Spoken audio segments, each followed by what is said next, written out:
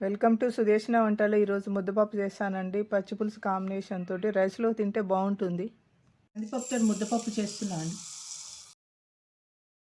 నానబెట్టాలండి. పసుపు వేస్తున్నా అండి.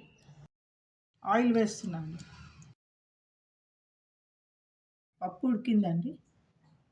నెయ్యి వేస్తున్నా అండి.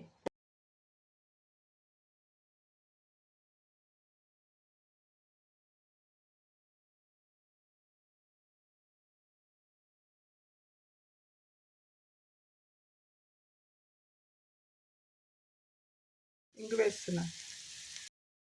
పప్పు వేస్తున్నా అండి.